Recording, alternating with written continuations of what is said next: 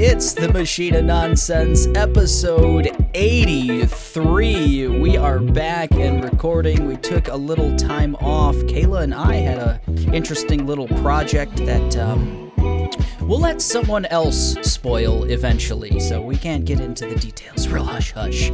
I'm your host, Eric, joined as always by Kayla. Hey. And we've got Aaron on the pod today. Hello. And coming from Tatooine, because that's the only place in the Star Wars universe, it's Tomas. No credits, no parts. It's too wet in Florida for Tatooine. But they might still have slavery, so. I mean, states' rights, right? Right. Fuck. They've got something. They got something. Yeah, so we do. We are talking Obi-Wan Kenobi from Disney+. We are starting a new segment, first ever on this pod, and we're playing a little game, action-packed in episode 83. But first, let's go around the room. It's been a while since we've recorded, and it's also been a while since we've had Aaron and Tomas. So, Hey, Ron. start us off, Aaron. What you been up to, man? Lots of stuff. I've been going to the movies like a lot. I saw Yeah. Lightyear. I saw Black Phone. I saw what else just came out recently. I saw a lot of stuff. Shoot, I'll remember in a second. But I saw Black Phone, and that was very, very good. Awesome. Better than I thought it was going to be. It wasn't the movie I thought it was going to be. Ooh. But it's really, it's good. I know it's a really new movie, so I won't give spoilers away, but I will say that apparently kids in 70s Denver are classically trained ninjas. Keep that in mind when you see it. I'll bite. And it's just really good. It's really scary. It's really creepy. Every character is super well done. I found out after the movie that it's written by the same people who wrote Sinister, and that's one of my favorite horror movies. Big Sinister, yeah. And it's still got Ethan Hawke, obviously, and then it's still Killing it, by the way. Yeah, he's in everything. He's just got this like surgeons that's like powerful as hell. It's I saw this thing where he said, his daughter plays Robin on Stranger Things. And she, I guess she was watching like White Fang, and she was like waiting for him to be on it. And she didn't realize that was him, the main character, the whole time. Oh, wow. She was like asking him, like, when are you going to be in it? And he's like, that's me. That's really funny. But and then it's got that dumb detective or dumb cop from Sinister. He's also nice. tied into this. Okay. And it's just a good. You guys should go see it. I'm sorry, Kayla, I didn't mean to cut you off. No, that's okay. I was just gonna fangirl about Ethan Hawke, and fantastic. it seems like he was so dead for a while. I don't remember the last thing he was in, and then Stranger Things, like his daughter, like ignited this, like, yeah, you know what? I did like acting, and he's just fucking doing it. Yeah, I mean he somehow lost his abs between Moon Knight and Black Phone, but he's a really good interview. Like I've heard him on some podcasts, and he's a real like intellectual dude, and just really cool. He just seems like a good hang. Yeah, he seems like he goes really well from being quiet and like calm to like whatever extreme of being angry or like worried or upset. Like he seems to do that really well. Like I always believe he's upset when he's acting. So like I it comes up in Black Phone and it's Sinister, and well a lot of actors are just fucking awful, let me tell you. This is a good point. I would say Let me tell you. I would say most actors are bad. Yeah. And I don't believe Are you not entertained? But that Lightyear was really good. You know, I know gay people existing is the worst thing in the world. I saw that meme. Gosh. It's the worst thing, and apparently, like, that's killing the movie. But it's seriously one character is married to a woman. You know, she's a woman. That does happen, and that is it. Like, it is literally them existing in the movie. They're not like fucking.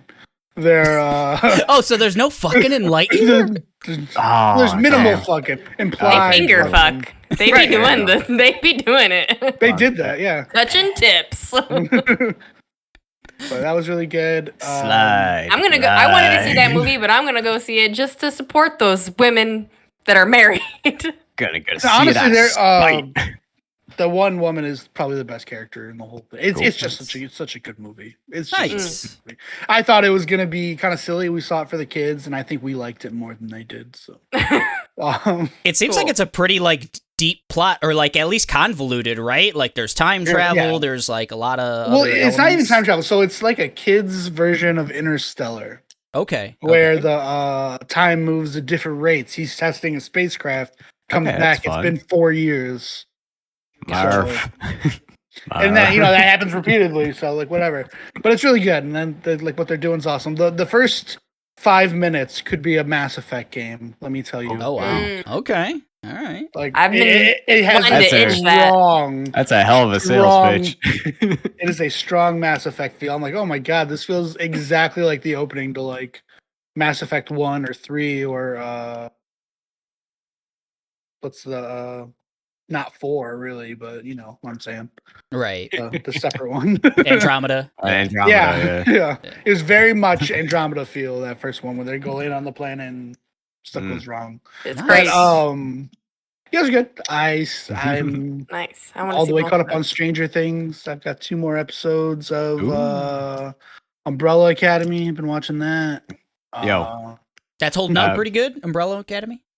It starts. I only seen 1 episode, and I'm trying to like catch the fuck up. Like, God, I forgot how insane season 2 was. It was, yeah. The first 3 episodes are kind of rough, but it picks up.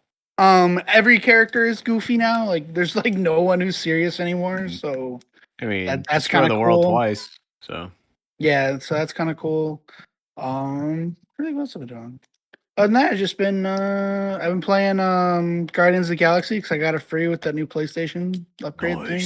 Man, that was one of my favorite games of last year, without a doubt. I really enjoyed that game a lot. It's really good. I'm playing on normal or whatever, but the combat's kind of easy. Like I've yet to have a fight that's hard, and I think there's only 2 chapters left of the game. So, but I really wouldn't say it's even a gameplay focused game. Like the interpersonal things are probably the best part of that game. So 100%. Yeah, I'd agree. The combat to me got like real repetitive. I just found myself like doing the same like super moves over and over again. And that's me. Like I could have probably done other things, but it was just like, well, this seems to work, so let's just do it, you know? Like, well, also in a short span of time, they give you access to what, 20 super moves if you include Peter Quill's. Yeah. So like, and then they don't explain the situations that are needed for them. So you're just like, yeah, I've got 20 super moves, and so I'm like, I occasionally push other buttons just to see what else is gonna happen. I finished The Quarry with my wife, and that was kind of cool. Oh yeah. We did so incredibly badly. Nice. So, like we thought we were doing fucking amazing. You know, the first Nope. first couple chapters, and then everybody starts dying. I start making the worst decision, and she's just pissed. Like, I don't want to spoil it because, like I said, I want to play it when we have people over and do a thing. But there's that one point where the girl is narrating to herself on a phone, and you hear like pounding outside of a trap door. It's just like, if I open this trap door, it's gonna be certain death, and you can choose to open the trap door or do something else. And I'm like, they're not gonna be that open, man. I'm gonna be really meta about this. I'm opening the trap door. She fucking died. So can we talk about how creepy and Uncanny Valley David Arquette's character is in that game? Looks real weird. Yeah. Everybody in that's so awesome. Yeah, well, everybody looks like their voice actor. Like like Ariel Winter and fucking. I love that kid. He's in like Santa Clarita Diet. Santa Clarita Diet, yeah. What is his name? Was that the guy who plays? I know you guys have played the game, so that's not going to help you. Let me look. Right. No, he's in a ton of stuff too. He's He's kind of always looks like a weird Michael nerdy. Cera, but not really Michael Cera. Miles Robbins. Maybe That might be his name. Yeah. But he's the only person that can you're possibly right. test me. He is They're by so far the best uncanny. character, in my opinion. It's especially David. God, I saw his character. I was like nope.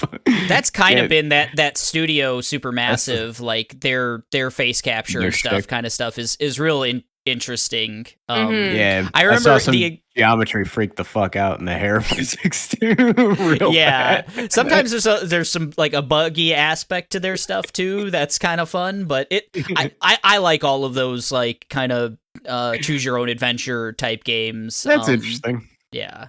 Well, it goes so much deeper. Like I was trying to tell you guys, we have the couch co-op thing where you like pass the controller and each person is responsible for a specific character. Yeah. I think it'll go a lot better like that because when you're one person that's responsible for 6, it's at some point you have to make meta decisions to save the character you like as opposed to just doing what you think's best for the thing. Yeah. Individual. Right. I remember that other movie I saw. Jurassic World. Oh, Okay. All right. I didn't That like memorable, it. huh? For you. Yeah. I guess. It wasn't good. I don't know what to say. Ooh. It's an action movie for the first half, like literal motorcycles riding through small towns in France. Like it could be a shitty James Bond movie almost. The first half. I didn't see number 2, so that may be where I'm lost. But I think the idea of pointing laser pointers at people and dinosaurs attacking is really fucking stupid. And if I have to see Chris Pratt stick his hand in the face of a dinosaur one more fucking time and have the dinosaur just listen to him, I'm gonna lose it because it made sense when he was training them. But these are dinosaurs he's never seen before. He puts his hand in their face and they're like, "What? Should I not attack him?" Well, and then not only is he doing it, everyone else is doing it. Jeff Goldblum does it. Fucking Irish man who has really hard trouble keeping his accent out of the movie does it. Man, hard takes. It's not a good movie. My kids liked it a lot. My wife liked it, but that's why you go. I was not a fan. They all spray dino poo on their hands ahead of time, and it's a great repellent. It's the only thing I could think of that would work. Jeff Goldblum was already doing it like ahead of time before he even like got into the movie. He has. It's just... And they were like, let's put this in the movie. I think this will work. So yeah, it's isn't it his line that's just because we could doesn't mean that we should. I felt like that about this franchise even from like the reboot. So. This Jurassic World was okay. Like I've never been a big fan of them. It's okay-ish. I don't think Chris Pratt's that good of an actor, and I have trouble buying him for the character he's playing in this. Oh, but it's just I don't like action movies, so I guess that's probably also a problem. But it gets to be so silly. Like I get that it's his thing. Like if I'm not doing this, I'm not doing anything. And then he does it, and then that little girl who I guess they save in the second one I didn't see, she does it later on. The police guy from the Peaky Blinders does it, and Sam Neill. Yeah. Like and also like I said, he has trouble keeping his accent out of the movie. Like he's old, man. He has forgotten how to be American, like how to pretend to be American. Oh my god. He's just Dr. Sam Neill now. Bro. All I get is a flash of that one scene in Peaky Blinders where like we heard there's an Irishman in here, and he's like, "You're right." Like, cause he's sitting at the bar. That's all I think of that whole movie. Oh my god. Yeah, and that's what I did for my summer vacation. So nice. That was a lot. Me and Kayla been burning the candle at a lot of ends as well. We are up to Halo 5 now. We've now completed all of the Halos up until Halo 5. There are a lot of Halos, guys. And they're pretty good. I mean, I don't know if I'm I'm having a conversation that a lot of people had 10 years ago, I'm sure. Yes, but you are. Those Halo games are fucking cool. Like they're just something to be said that we're playing them now and they're still I've played hundreds of games in between 10 years ago and now and they're still good. That game series was good enough to hold up a fucking console. Like, Yeah. literally. Like, Yeah, and they're so short. Like they're done. not when that's you're playing on exactly what I was going Legendary. to say. Is We have just played them in a day.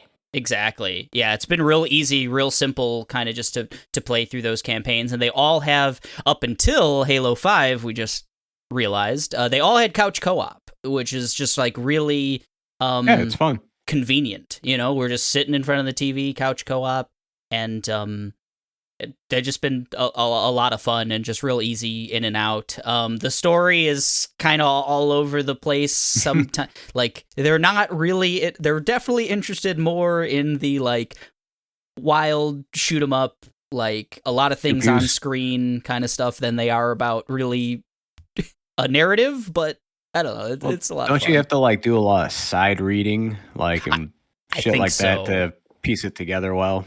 And Yeah, there's also even there's like books as well, like for this series. Like there is a deep lore if you dig. Like It's there.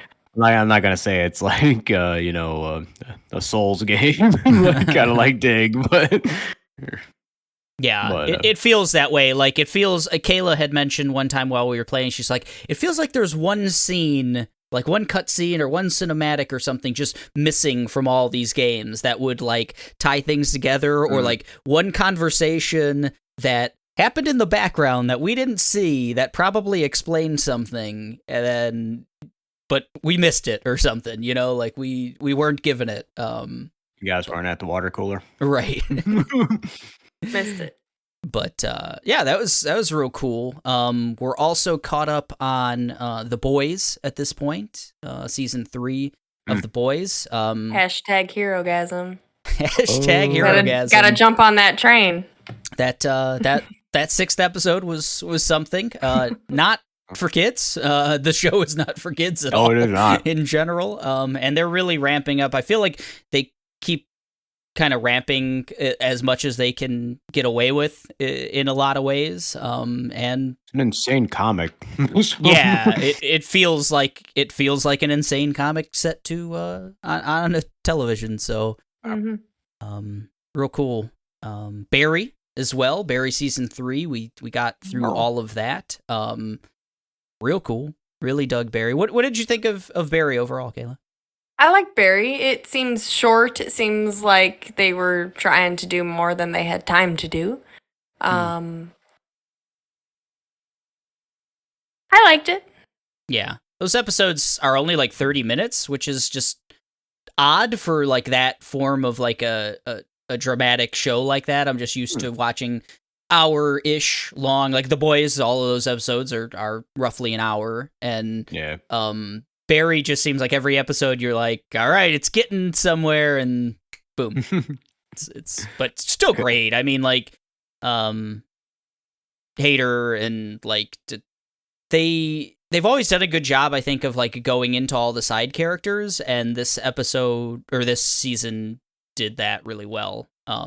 As well, just like Henry Winkler's character, Gene Cousineau, and Sally, his love interest and stuff. They really get a lot of screen time, and you really kind of get to see them away from Barry in a lot of ways, doing their own thing in the world. And NoHo Hank is the coolest fucking ever. More NoHo for me. That's what I want. He gets to do his own things too, like aside from Barry, like that aren't necessarily always just attached to Barry's story. So I always like when a series can do that and make characters seem like, oh, they don't just exist to forward the plot of the main character. They have their own lives and subplots and stuff like that. So I think Barry did a really good job. Was there anything else, Kayla? What else did we check out lately? We did, but it was my first time that we watched the Birds of Prey last night. I really enjoyed that movie. I would watch that movie again. Harley Quinn's always been a character I have kind of a hard time with wanting to like. I don't know. She's very like insane and sexualized, and I don't usually get down with that. But this totally is like kind of out of that. Like, yeah, she likes to look wild and crazy and fabulous, but it's just her being her own woman, going out on her own and trying to make friends with other girls that are wanting to be powerful and independent. And it was just a good time for me. Ooh. Yeah, I remember me and Mike saw that in theaters, and we kind of went in with fairly low expectations because like most of the DC stuff just hasn't really been good, especially in that like extended Suicide Squad kind of universe and stuff, or of that time. And we both came out of that like, wow, this was pretty fun. Like, it's just a fun movie. I wouldn't say it's like great or anything else, but it's like a fun standalone kind of, we don't care about Batman. They don't like try to connect it to the rest of like the DC universe or anything else like that. Yeah. Ewan McGregor is just a fun off the wall villain in it and stuff, and just like, yeah, just kind of a fun tone. And in a lot of ways, and it does have like a solid like female positive message and stuff if you want to do that too. So I don't know. I thought it was really cool. Even on the second watching, they do a lot of fun stuff with the combat. Very acrobatic with the female legs, legs and feet and boots and stuff. It's I don't know. I really enjoyed it. Cool bat stuff. I remember seeing it when I saw it in theaters.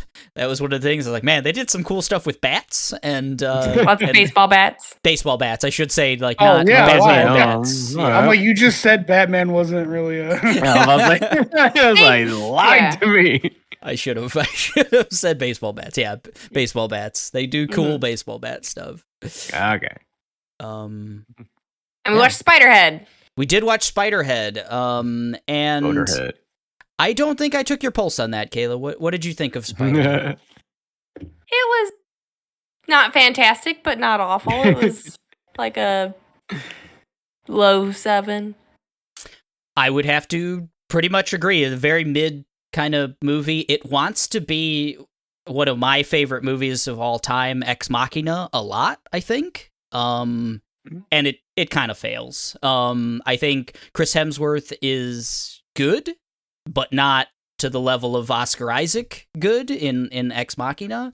And like the setup, the setup and like all of the plot points and stuff are very much like, oh, we're in this secret testing facility that you may or may not actually have all the information of why you're being tested and what you're being tested and stuff. We're Suicide secluded. Squad. They're Squad? They're incarcerated people that have gotten to choose to be a part of these studies instead of serve life in prison. Right, but just very like secluded, and we're doing some shady stuff and experiments and everything else. So like it feels a lot like the general plot points of Ex Machina, but just like how they executed it, or I would say didn't execute it. Like Chris Hemsworth isn't quite as good as Oscar Isaac. The rest of the cast isn't as good as like the rest of the cast of Ex Machina. And then like the big twist at the end, or the big like wrap up at the end, just wasn't as satisfying for me. But like it's a mid movie. You said a low 7, Kayla. Yeah, I think I'd have to agree. I don't want to quite call it a 6.5, but if we had like 6.8. Oof. Sure. Sure. Speaking of Oscar Isaac, we also watched The Card Counter, which is again 2 separate movies. It kind of is. Yeah, there's he's fantastic. I know Mike also, he was the one like, hey man, check out Card Counter and give me your thoughts. So we were talking a little bit about it. Oscar Isaac is fantastic in it. I mean, maybe I'm biased because he's one of my favorite actors kind of currently, but it's just kind of a showcase of him, I think, in a lot of ways. But there's also 2 other, if not 3 other kind of important characters that just don't do much on screen. They're just not, you could almost like, we had a conversation. There's like Tiffany Haddish is someone who moves the plot forward and is also his like love interest in the movie. But like, I almost feel like you could have no fault of hers, she's kind of doing her thing, which worked really well in like The After Party, a show that I really liked, and she was a central character of. But she's kind of doing the same thing, and in this movie, I don't think it works. I feel like it doesn't fit. Yes, Oscar Isaac is like an ex-military, dishonorably discharged, just got out of prison and learned how to like play poker, and that's what he likes to do. He likes to make a little bits, hundreds of dollars, not bring too much attention to him. And she comes in with her full Tiffany Haddish personality, and it just doesn't connect. Yeah. But I think if you're a fan of Oscar Isaac, I think there's something to be said about this movie, like to check out this movie. It certainly has, for most of it, this like really just like tense kind of depressing tone to it. It's not it's not like a happy movie or like a fun watch or anything, but like I think he really does get to like show out his like acting ability and stuff like that. And some of the reveals are pretty satisfying too, like why he was in prison, why he is who he is, and things of that nature. And Willem Dafoe's in it as well, but unfortunately he's on screen for like 2 minutes in the full movie, and that was really unfortunate. And then there's also like a protege type character as well, who, a younger kid who Oscar Isaac kind of takes under his wing. But I don't know. Yeah. So another mid one for me, but for, 10 on Oscar Isaac's performance, 7 on the movie or something like that. Yeah. Overall. I agree. Yeah. What would it be if Oscar Isaac wasn't in it? I mean, if it was someone else who could like do well, like as an example, Ethan Hawke or something, I think could play this role maybe pretty well and be Chris good. Pratt? Yeah, no. If this was Not even happening. like He's just sticking his hand in people's faces. Oof. me and Mike even talked about like, could Tom Hanks like have played this or something? And I don't think so. Like as much as I love Tom Hanks, he's my favorite actor of all time. I don't Could think Danny Trejo play this part? No, I don't. Maybe like visually, because it is like a recently convicted like criminal coming out of prison. But no, I don't know if Trejo's got the range for this one. How about you, Tomas? What you been up to lately? First off, I just thought of that meme of there's a meme of Danny Trejo lifting weights. It just says Anthony Kiedis preparing to go on stage to sing for 2 hours about California. It's pretty good. Immediately came to my mind. Also, that was a bit of a rewatchables reference, because they used to do could you put Danny Trejo in this movie? So. I think he could have fit in the movie, not as the main character. Oh Lord! Oscar Isaac gets beat up in prison at one point, and Danny that wouldn't Trejo happen to Trejo. could have done that. Well, he could have been the one beating the shit out of Oscar Isaac. Okay. I think. Yeah. Trejo ain't the one getting beat up though. No. But let's see.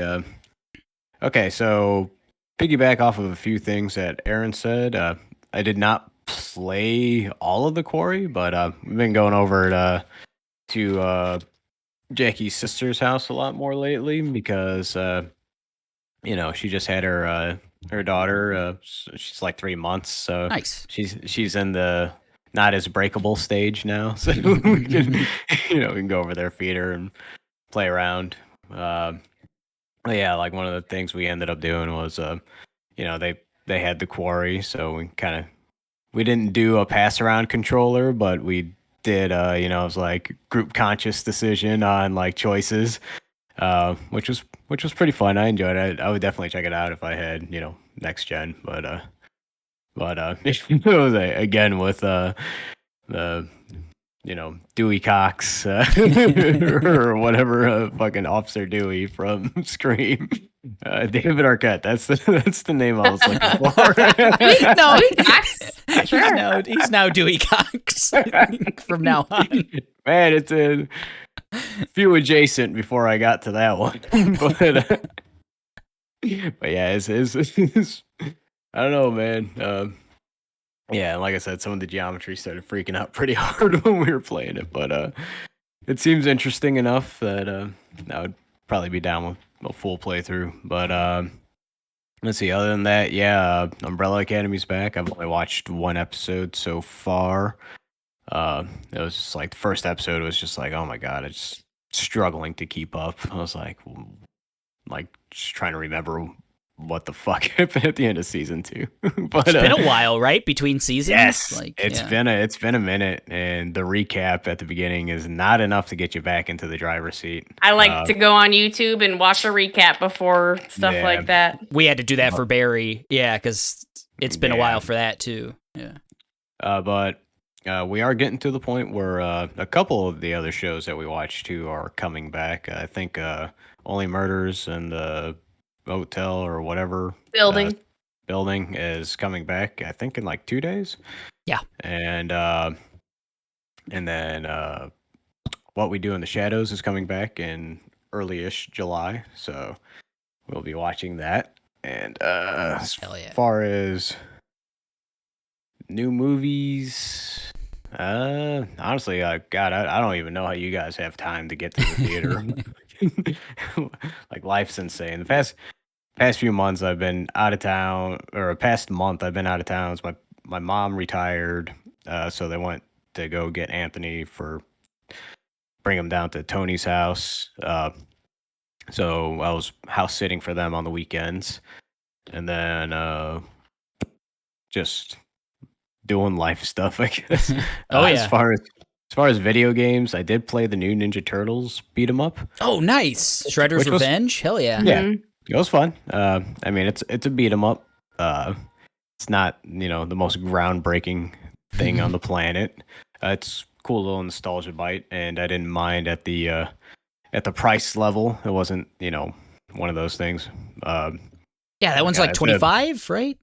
Yeah, I think it was on sale for 25% off too when I went to download it. Nice. So it was like only $22. So I was like, all right, I'll bite at that. But God, as far as new shows, I've been watching like weird, like I wouldn't say weird, but I've been watching this show called Midnight Diner on Netflix. Okay. It's like a Japanese show. I guess it's based off a manga, and it's just like this dude who runs a midnight diner, and it's just about the people that come through it, man. And it is, some episodes are like, oh man, this is real fun. Some episodes like you're crying at the end of it. It's like, oh my god. But no, it's just like it's a regular like who's who gallery of like all the people who work the graveyard shift. You got Yakuza guys, you got the drag queens that work the nightclub and shit that come in. But yeah, that one's probably the most interesting thing I've been checking out. Other than that, just whenever I don't want to pay attention, I put Seinfeld on. I'm on Kayla's on the season final 9. season. Yeah. Ooh, the season 9s were. Every time I get through that show again, I just realize how many moments like that everybody remembers like happened in season 9. Like a lot of the putty shit, fucking like just all the classic like Seinfeld moments happen in that season. Right now we're on season 5 again, so just kind of pick at random anymore. But that, and I've been watching MASH, and that one holds up pretty all right. What are you on, like season 32 or so of that one? There's the show did last longer than the war, but there's a lot of say a lot of misogyny in the show, but mind you, it was in the 70s. But they did try to touch on like some touchy matters too. Nice. Like I just watched an episode where there was like a guy who got beat up because he was gay on the show. So like Hawkeye is like covering for him, and a guy was gonna like try to get him dishonorably discharged, and like Hawkeye went above him. He was like, yo, fuck you, bro. It's like people is people. I was like, that's my boy. But Nice. yeah, so they did try to tackle a lot of issues, but like also the huge underlying theme of the show is that like everybody's married, but they sleep around because they're in Korea. Great. So, it's like, don't feel too great about that, but it's a fun like kind of just turn and burn show though too. But Other than that, yeah, definitely no new games other than Ninja Turtles. I have this bad habit of just falling back into playing old Pokemon games whenever I'm too busy. I can always get like an hour of just grinding in, and then it's like life's been busy. But yeah, and other than that, uh, oh yeah, I'm 5 years sober today, so woo. I was gonna ask you. I forgot to ask if you wanted to bring it up on the podcast or not, and now you have. So I think we need to make a bigger deal of it. Well, Congratulations, Tomas! 5 years sober. That is fucking dope, man. That's cool. I only bring it up. Well, one, it's I've always told, don't take yourself too seriously. And two, you guys have been a huge part of like just the sheer fact that I'm even still alive, because I tried to get this at one point and you guys definitely carried my ass like over a lot of hurdles. And I still mention you guys to this day whenever I like share my story. But I'm really grateful. Like, you guys are a huge part of this. So, it's like 5 years, just another day, for this drunk, but But you did it. Yeah, Takes work. man. Yeah, it's so Yeah. exciting. Yeah. But no, it's like, and this, this podcast has been a huge part of the journey as well. So I appreciate that's you awesome. guys. Well, we have fun. We keep it light. We keep it we light. don't take ourselves seriously. So there you go. Nah. I dig it. We, Awesome. Can we man. start telling listeners that if they stop listening, it might make you start drinking again? So they have to. Oh, there you go. Yeah. Well, I dig only it. had one hang up, It's like, come on, man. Tomas is struggling. Just He's struggling real bad, man. I love it. please. Oh, I love it. That is the best marketing we Give- could possibly. Give us views. Oh. Call us. Let's see. Who have we been reaching out for sponsorship or collaborations? Everyone. Yeah. Bill Simmons. If if you're listening, bro, I'm really on the cusp right now. So Yeah, HBO Max. Come on. Right, Yeah. just Help my sponsor us guys. a little bit. Well, yeah, we just mentioned 2 C-tier movies that are on your streaming service, HBO Max. Come on, man.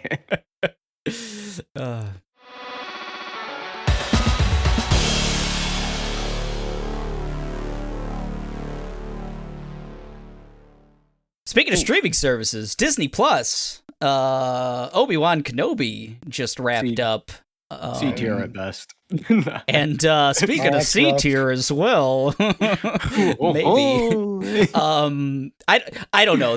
That's my overall thought. I think there were highs and there were lows.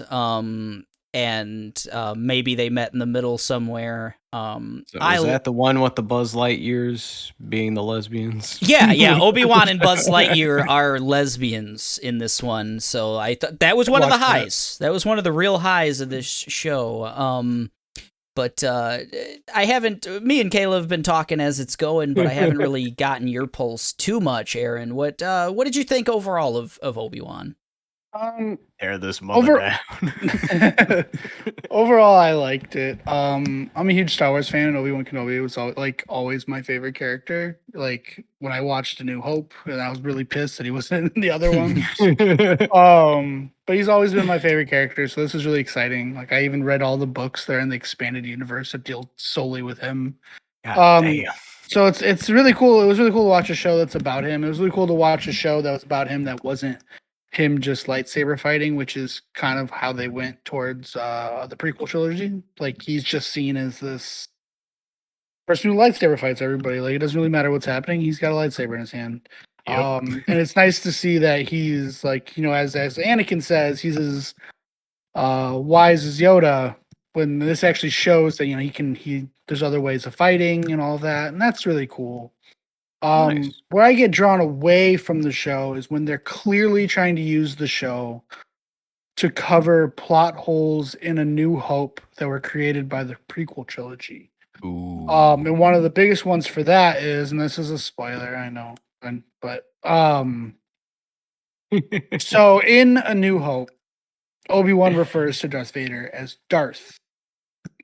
And that is because until like the third rewrite of The Empire Strikes Back, he was not Anakin Skywalker. Darth Vader was his first name. Obi-Wan even says a young Jedi named Darth Vader. And it's Darth is a title. That's like walking around calling someone Mister. If they were really just using that as a thing, but like at the end of Kenobi, he sort of as a dig almost calls him Darth and walks away.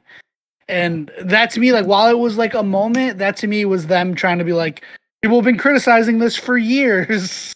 That he's called Darth Vader Darth repeatedly. Mister. Right, basically he's calling him Mister. Like it doesn't make any sense because they didn't, no matter what George Lucas says, they didn't plan for the expansion that it hit. Mm-hmm. And like, even though he started number 4, Dragon I don't think he ever really even planned for the prequels, honestly. Like maybe he planned they were going to be made, but he didn't know what they were going to do or what the lore was going to be expanded. So that was like a whole thing. Just they're trying to tie that in. I'm willing to overlook and suspend, reality on the whole Leia thing, just because I loved that character so much, and whatever. It sort of explains the whole reason why she's like, Ben Kenobi, take me to him, like thing in A New Hope. That was pretty cool because she only ever knew him as Ben Kenobi. Other than that, it was just kind of an okay show. I could take or leave. Like they spent a lot of time looking at and focusing on the Grand Inquisitor for a guy who's maybe in that show for like 15 solid minutes. If like, that, I feel like, yeah. I feel like he was like nothing. Like, and then like I feel like they kept hinting at some overall discord and strife amongst them, like that really angry dude he's like the 5th brother or something, right? I don't know. Yeah, right. Angry Asian Inquisitor. Like, yeah, that was the name. I thought something was gonna happen, and no, he's just a little pissy, and then he's not on the show anymore. Like, I thought there was gonna be more like backstabbing and infighting among the Inquisitors, but they're all generally just on the same side. They just argue a little. Like, I think they lost a lot they could have done there, but other than that, it was pretty good. It was a little predictable, but it was a good show. Was Dash Rendar in it? Maybe in the background. Yeah, there was a cantina scene, that he was hanging out in.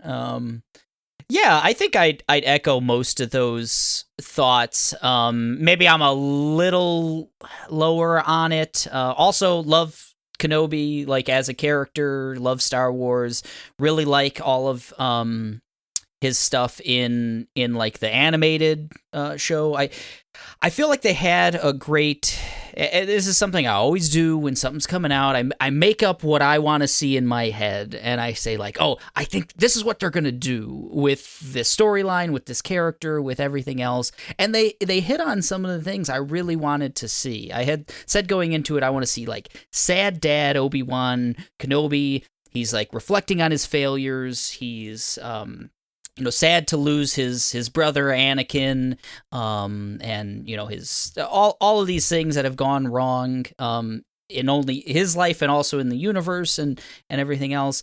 And there's some of that. There's a really cool scene early on. I think it's maybe episode 2, where he runs into a panhandling clone trooper, and he gets like this PTSD kind of like scene.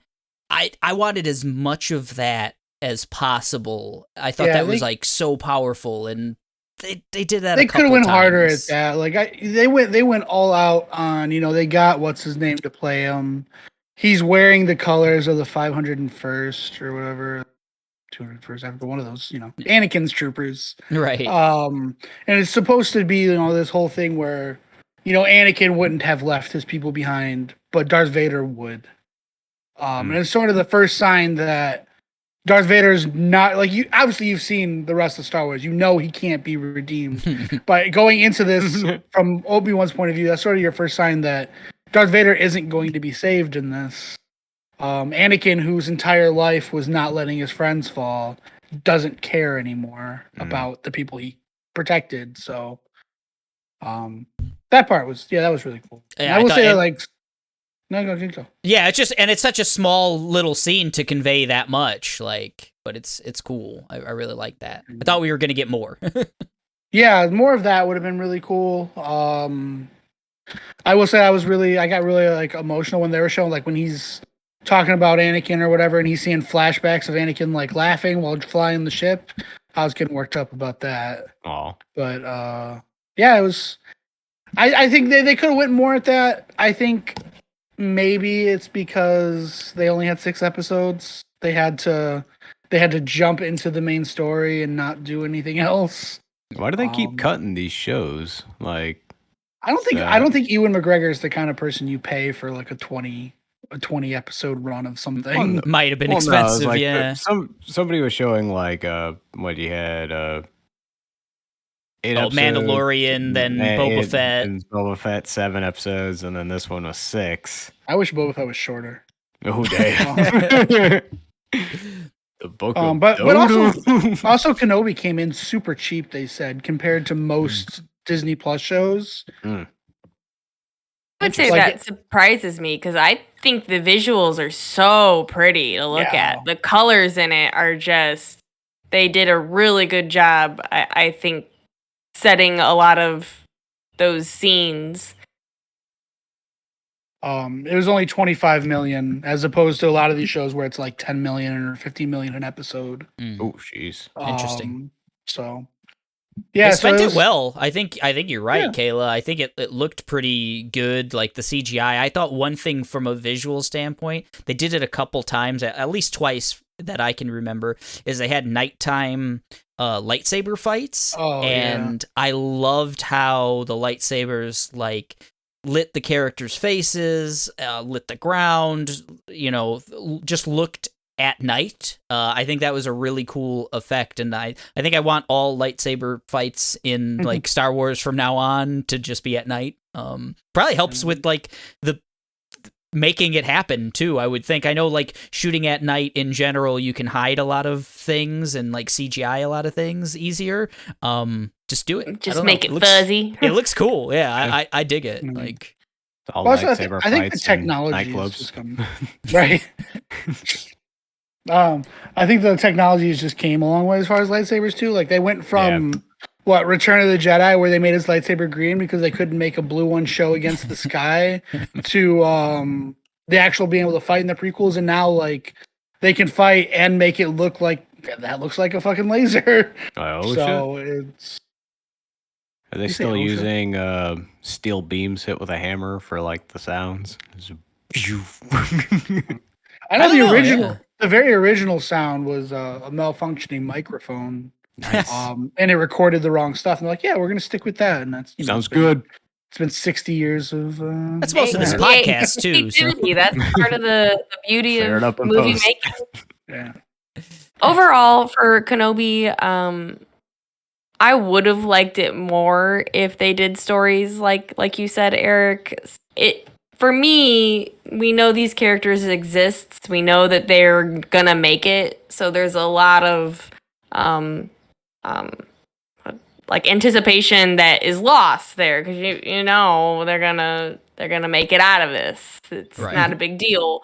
And I just feel like they could have made it, I don't know, more meaningful somehow. It seemed like they just kept like dumbing it down or lightening it up or making it even more easier for young children to watch than keeping with like a meaningful point. Yeah, I think so. I think that's some of that is spot on as far as like making it more, this is palatable for a kid kind of stuff. Like it's Kids hard are to going to want to watch this. It doesn't really seem like it should be geared. I mean, kids should be able to enjoy it. Yes, kids enjoy Star Wars, but there are still main focus points that are in the storyline that adults can enjoy as well. And this just kind of was a little bit. yeah. I think it lacked an overall story. I'll Yeah. say. I mean, it seemed like it was a show that's built for very many very good individual scenes. Like, you don't see a lot of stuff that captures like the terror of Darth Vader more than him walking down the street and just as he's walking, killing random people because he can. That's like always he's- been my issue with Darth he Vader. he graphically snaps a little kid's neck and just keeps going. Like it's Killing really a few rough for them. younglings with the boys. Well, they show him actually attacking, like swinging the lightsaber at younglings in this. It's not implied. The flashback shows him killing them. Yeah, and I Um, enjoy those scenes I wish they would have gone the direction of like showing just more of give me more Ian McGregor dealing with his mind. Like that's a terrible thing to figure out. Yeah, we only got like one. You mentioned some of the flashback stuff, and they did some cool like recapping early on, but we only got one. Unless I'm misremembering, we only got one actual flashback of like a scene we haven't seen before or anything like that, where they kind of de-aged Ewan McGregor and Hayden Christensen and showed them kind of having a duel and having like a conversation, and they kind of linked it up to the past and the present, like, oh, this is a lesson he taught him and stuff like that. I would have loved a show that constantly did that, like constantly had Obi-Wan thinking back to like conversations he had with Anakin or situations they ran into, things of that nature. What he could have did different, or where did and like Aaron said, he is very wise beyond anybody in the universe except Yoda, so it would have made sense. Yeah, he can lightsaber battle. He is very powerful with strength and the Force, but he's also got a powerful mind. Yeah. But so overall, what would you say? I mean, for me, I don't think I need any more of Obi-Wan. They've talked about maybe a season 2. I don't know where that would go or what that would be. So I'm in the camp of like, I don't need any more. This was like fine for me. They did it. Right. I can see a special of him learning how to come, because the whole point of him summoning Qui-Gon is for him to learn how to come back as a Force Ghost later on, which is a big point in the canon comics now, where he learns that. I can see where they might do a little like a special one-off on that, but he can't, if he were to come up against Darth Vader again, and if he travels the galaxy at all, he's going to have to. It starts to break the story of A New Hope, where he says, I haven't seen him for many years. Well, at this point, you got like 8 years. How many does he consider many? Like, if you run into him again, like, it's like, it's been several months, Obi-Wan. Like, well, he's kind of, getting a little up there, a little dementia setting in. He's like, I haven't seen it. We saw you last week, dude. What are you talking about? Right. I'm sorry, go. If it's related, you can go now, because mine's a little different. Oh, it's okay. I was gonna say, like, also, like, when he says things like, when we last met, that's another thing where I say, where they were trying so hard to close plot holes. He's like, well, you were the master and I was the apprentice. So like, oh yeah, I buried him under rocks, and he says, goodbye, my master, or whatever. Like, okay, that doesn't mean you were the apprentice, though. Like, you've been just killing everybody for the last 6 years of this, or 10 years, like. So they already are starting to break from what the story was, just to get more Ewan McGregor, which honestly is what this show was. If anybody else had played him, they wouldn't have made the show. This was to give people Ewan McGregor. Yeah. But if they did another season, it's gonna start to conflict with the movies. Like, it wouldn't make any sense. So I don't like, they say they want to. They say if the fans want it, they'll do it. But he can't leave Tatooine, I would say, in any meaningful way. And we all saw what it looks like to make a show just about Tatooine, and that was Book of Boba Fett. So, oof, weird. Man, I wish I would have said hello there when you introduced me today. Damn. Oh, there you go. Missed my opportunity. We'll get it in post. Yeah. In post. Edit me up. Any more Stray Kenobi thoughts at all? Anything? BYOB Kenobi. Yeah, it was good. It just wasn't great. Under my expectations. Yeah. I would have to say I agree. Pretty much.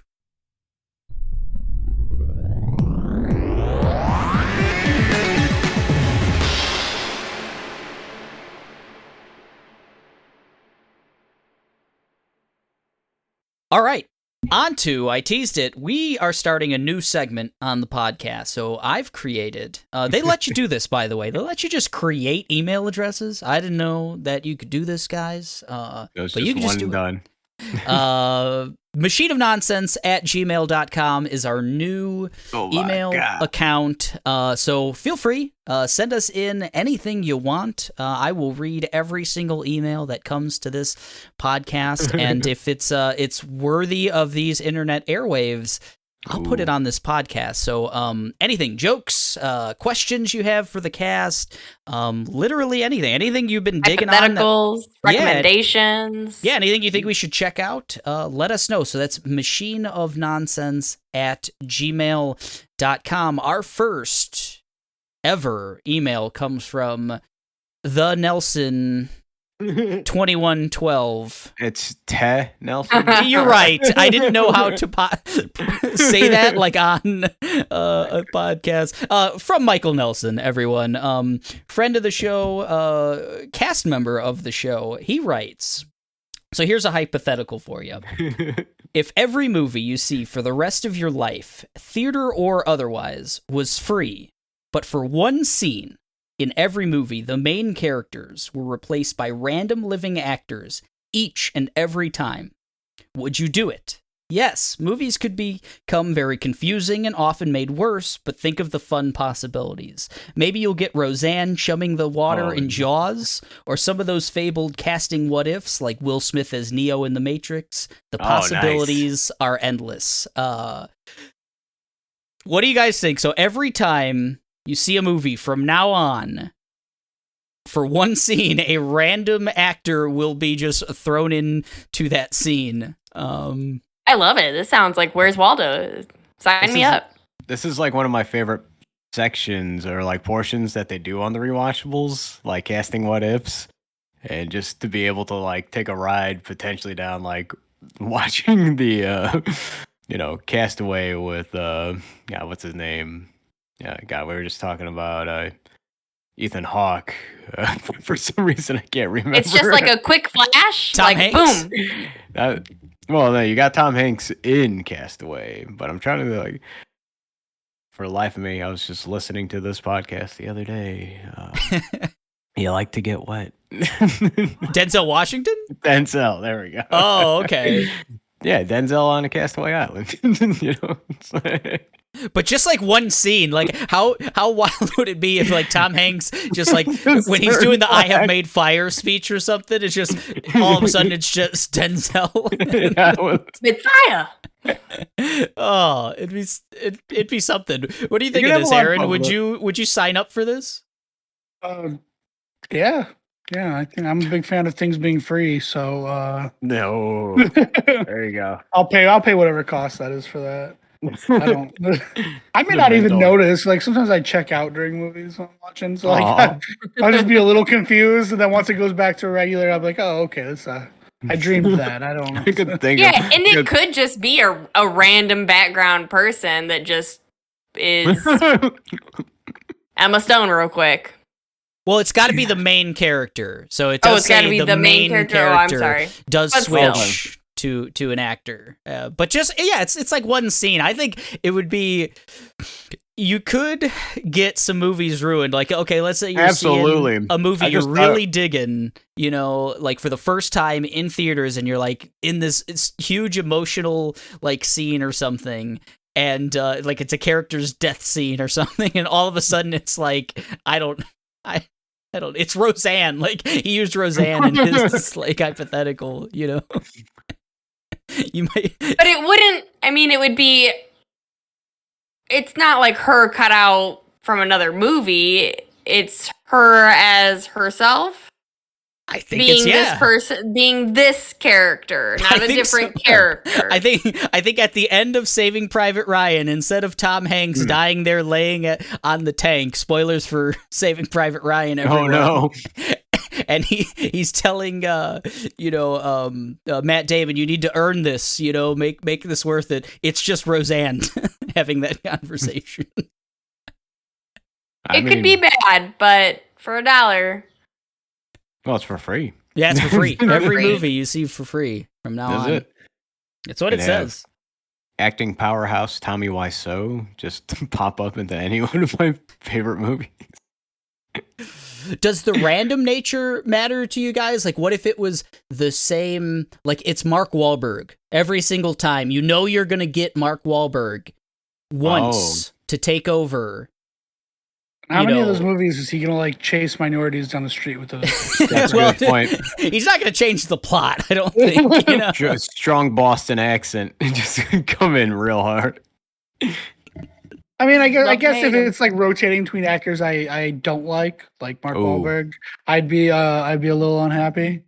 But I don't know, like I wish I just want it to be like a list of like unlikely character actors that don't fit. Like that'd be amazing. But like a little comic relief in every movie. That's pretty good. Incidental comedy. Man. Like if it's just a scene, I would absolutely take it. I don't know if I could do a whole casting swap for like a movie, like put on Forrest Gump. And you said it changes every time. I think so. I think it's random every single time. So you're gonna get. My question was like, so does the random nature makes it a little easier for me? Like I would take the random because it could be like kind of funny, and I know I'm gonna get something different every time. But if you told me I had to lock in, like I use Mark Wahlberg, but like there's just like I had to lock in Will Ferrell every single time, for one scene in every movie I watched for the rest of my life. And he's the main character in that scene. It becomes a little more hairy, Yeah. Or like if Aaron got Chris Pratt. He's in everything that comes out now anyway, so I mean. It's hard to take him seriously. Like he's supposed to play like some like really serious like military role, like in some show on Terminal List. I like the first one. He's just going around as like a it sounds like a Beastie Boys album. When I see Terminal, that's what I think of. He just murders terminally ill people. God, Chris Pratt's the worst. He's doing God's work, man. Oh, hey, man. I enjoy him thoroughly as Star-Lord. He's really good funny. there. I liked him in Everwood all day.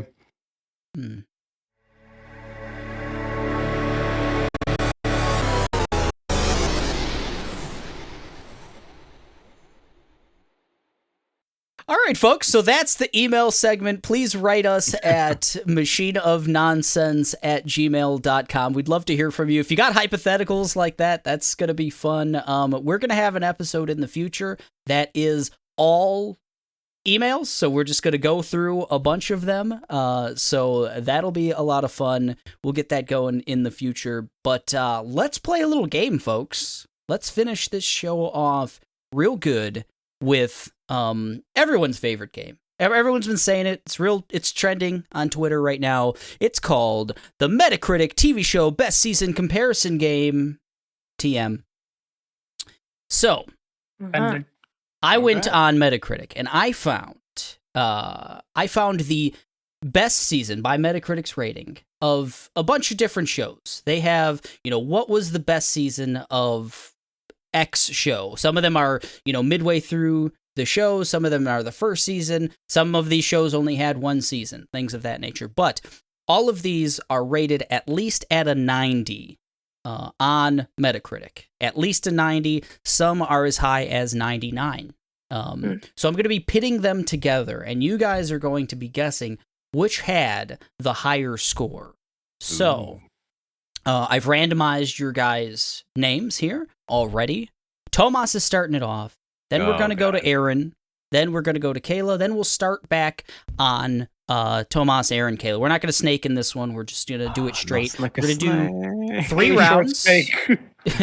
Right, yeah. So we're going to do 3 rounds, and we'll count up the scores after that. And then I have an additional bonus round if we have a tie or anything like that. You're really just going to say which of these 2 things do you think had the higher score. Pretty simple. Ooh.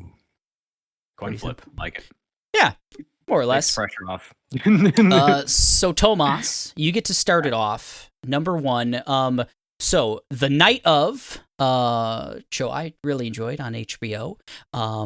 Single limited series, if you're not familiar with that one, starring God, what's the guy from Sound of Metal? The hell's his I name? don't know his name. It's not Dev Patel. No, it'll come to me. So The Night Of, really good show, versus Bo Burnham, Inside. What do you think has the higher Metacritic rating as of yesterday? I'm gonna go my boy Bo.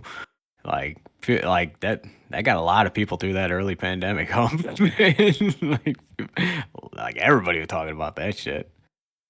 So, I mean, I joke around when my girlfriend and I were like, when we want kiss, we go pesos, That's really good. And then I'll throw that into the Jeffrey Bezos song, So, I'm going with my boy Bo.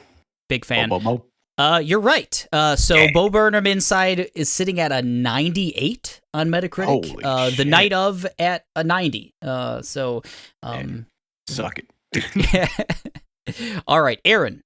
So I don't know if I think I said it, but all of these represent the highest rated season in a given show. I think I may have said that or not. So we have Pen 15 season 2 versus Breaking Bad season 5. What do you think, Aaron? I want to say Breaking Bad. People are obsessed with that show. Yeah, I don't get it, but you got it. That is a 99 on Metacritic for season 5 of Breaking Bad versus a 93 on Pen 15. So Wow. you've each scored points in the first round. Kayla, here we go. I don't think you or I have seen either of these shows, but that's okay. Yay. Sherlock season 2 oh, Shock's so good. versus The Americans season 4. Oh, So the best Pretty good season think of The about that Americans one. versus the best season, at least by Metacritic standards, of Sherlock. So, Metacritic is an American thing? I think it's worldwide for the most I'm part. still going to go Americans because I feel like this is like the Americans versus the Brits you set me up as. So. yeah, but the Americans in the show aren't actually Americans. I don't know that. I don't know anything about it. Sherlock isn't in the show isn't actually Sherlock, so I don't know what to tell you, man. I don't know either of these shows. I Holy think shit. USA. Holy Well, I mean, shit. it's an actor. It's not actually him. Next week is 4th of July. It's that Benedict dude. Everyone scored a point in that round. The Americans season 4 is sitting at a 95. Sherlock season 2 is sitting at a 91. I will say the Suck. first 2 seasons of Sherlock are very, very good. You should watch it. You I've heard- would yeah. 100% like it. It's very good. That's what I I've just heard. want to say history started in 1776 on the 4th of July. Everything else before that was a mistake. Yep. And the name that you were looking for, Eric, is Riz Ahmed. Riz He is the Ahmed, star yes. of The Night Of. And he's really, really good. He's good. Really good. The Okay. RZA. Jizza. That's the guy from Muppet Christmas Tale. Ra's al Ghul. What? Rizzo the rat. No. He's the Gotcha. worst. Oh my god. Okay, here we go. Tomas, this is a I don't know. Is I it think this is trickier the one? toughie. I randomized these also. I just picked. Okay, I'm about to say, I felt like you gave me an easy one out the gate. I completely randomized the matchups and everything. So so the Larry Sanders Show season 4, okay, versus The Staircase season 1. This is the documentary, not the HBO show. So this is the documentary on Netflix, The Staircase, versus the Larry Sanders Show, which was, is that on HBO? I've never even heard of them. I've heard of neither of these. And give me a second. Oh, he's I've gonna go watched- look it up. I watched the documentary, and it's a very good documentary. All right, I so did not like the HBO show. I got a 50-50 shot. What was the first one? The Larry Sanders Show season 4 specifically. Okay. Larry Sanders Show. Heads. Sitting at a 99, the Larry Sanders Wow. Show. Yes. Gonna go buy a lotto ticket today. Aaron, I don't know if maybe you've checked these out. I don't know. So we got Rescue Me season 3 versus Twin Peaks season 1. Ooh. I don't think this is the right answer, but Rescue Me looks like a really boring TV show, and Twin Peaks is kind of awesome. So I'm gonna say Twin Peaks.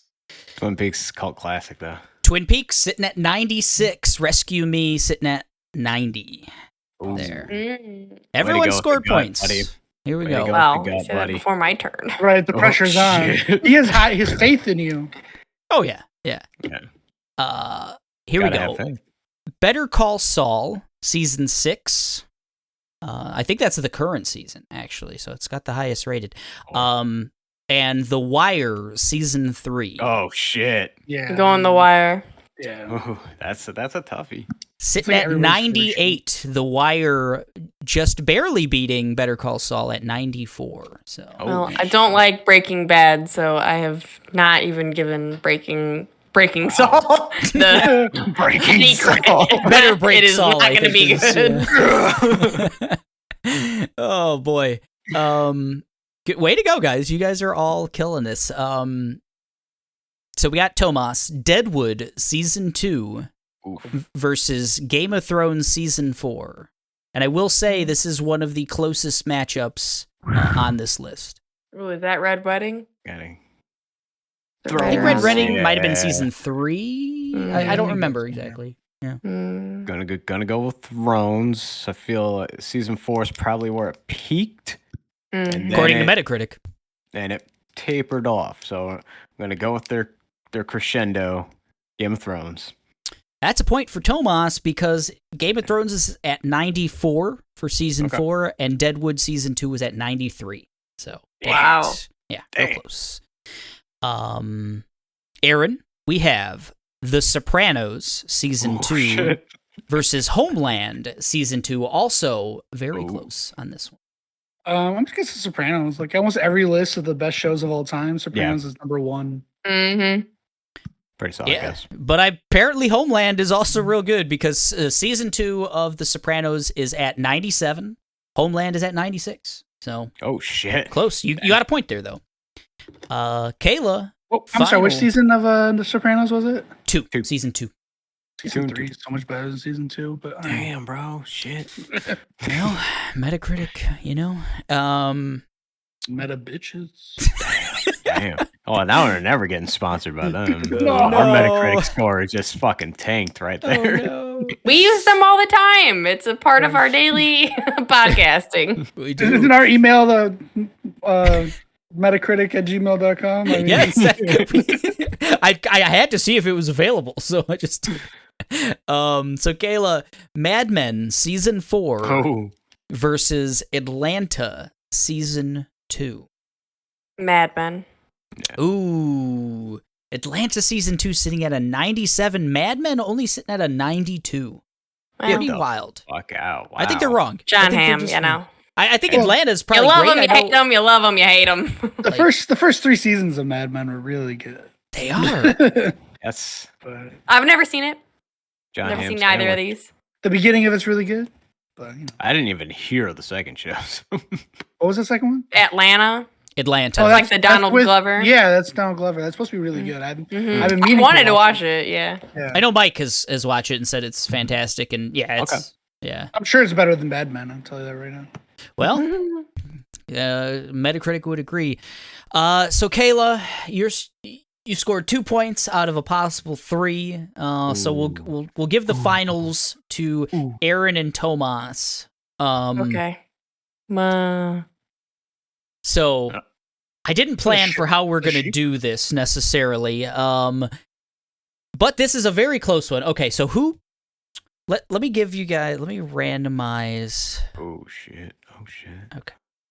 Re-randomize. So Aaron came up first. So Aaron gets to decide who gets to make the decision, okay? Here on this. So Aaron, would you like to make the decision or would you like Tomas to make the decision on this final question? I will say it's a very close ranking on Metacritic for these two things, and I don't know if either of you have watched either of these shows. I don't know. I wouldn't immediately think you have. I'll make the decision. Okay, cool. Ooh. So, for all the marbles, Takes our Aaron, destiny into his hands. The Shield, Season 1 versus Master of None, Season 1. I watched part of Master of None. I've watched most of The Shield. Oh shit! You I saw both will- of them. Shield's so good. At least the first season, I'm gonna say It came out strong. Came out swinging. Yeah, the Shield. The first season, yeah, like I don't want to watch them toss a grenade in Lem's lap. Let me say that. But I'm gonna say The Shield. Aaron is our winner because The Shield Season 1 is at a 92. Master of None Season 1 was at 91 on Metacritic. Aaron's our winner with Good 4 job. points. Tomas with 3, Kayla with Place to win. 2. Very nice, guys. I respect that. The first ever The Metacritic TV show Best Season Comparison Game. Yeah. And that'll complete episode 83 of the Machine of Nonsense. We talked Kenobi, we talked Metacritic, and we started an email address, guys. We did a lot there. We're adults. You can join the conversation a lot of places now, more places than you could before. So here's what you can do. You can go to our Facebook fan group. It's called Monstars. Search it in Facebook. You'll probably find it. We're also on Twitter and Instagram. We have an email address now, machineofnonsense@gmail.com. Leave us an email, question, comment, whatever. We're on all the major podcast apps. Just go, leave us a review, something, whatever, do it. And we're also at anchor.fm/machine of nonsense. You can leave us a voicemail. We'd love to hear from you there as well. There's a little button there. You can leave us a 1-minute voicemail, whatever you want. Those are all the ways to reach us. Episode 83 of the Machine of Nonsense is over. We're getting out of here, and we're saying goodbye. See you. Bye. Nobody beats Bob. What's mobile Russian now? In Soviet Tatooine, the sun's to you. I don't know what I was doing there.